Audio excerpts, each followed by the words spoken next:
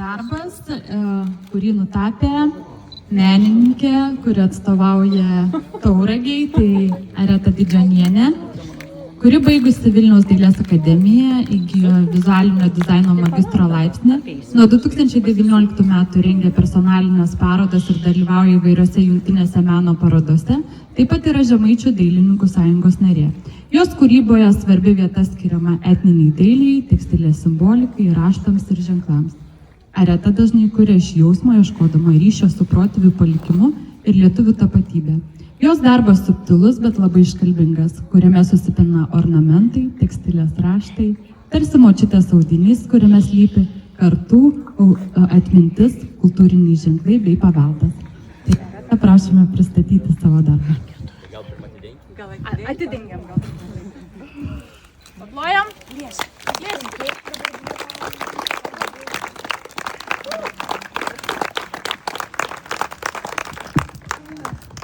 Tai pirmiausia, norėčiau labai padėkoti organizatoriam, kad mane pakvietė į šitą plenerą.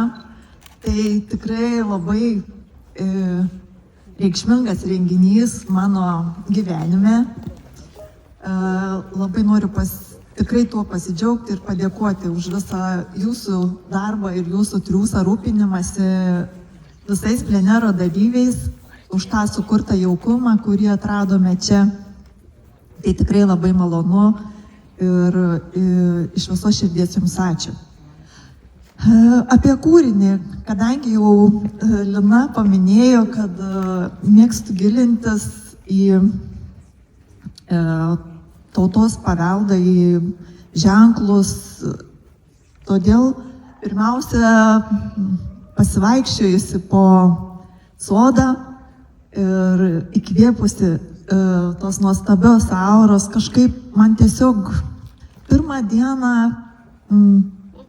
išvydau tokią viziją, sakykime, mintyse, kažką ir spalvas pajutau ir labai norėjau per koloritą, per tam tikrus ženklus atskleisti kažkokią istoriją, tarsi ji būtų glūdėtų, kaip ir visa istorija glūdi kažkur mumyse, bet ne viskas atpažįstama, tik tai galime tai išskaityti iš istorinių šaltinių.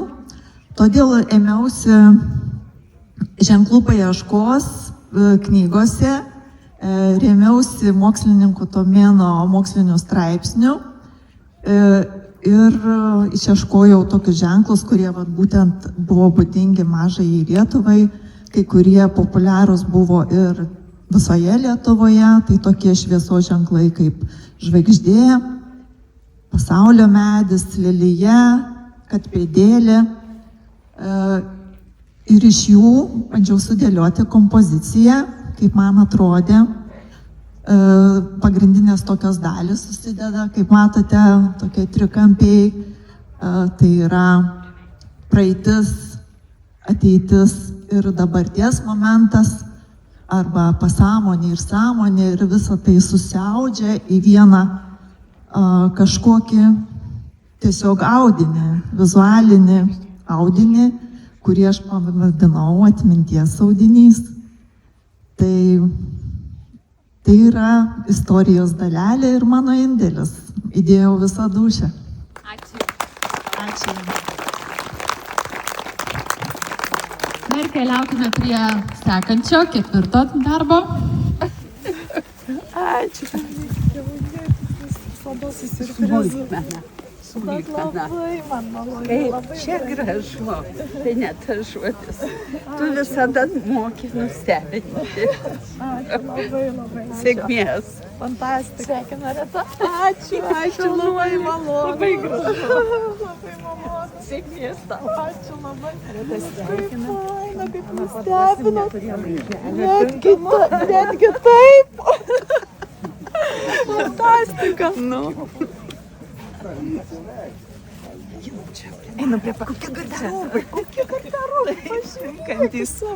Tinkantis. Mes kaip susiderinusios. Ir to dar vieną nuotrauką. Tai tikrai uždėlė.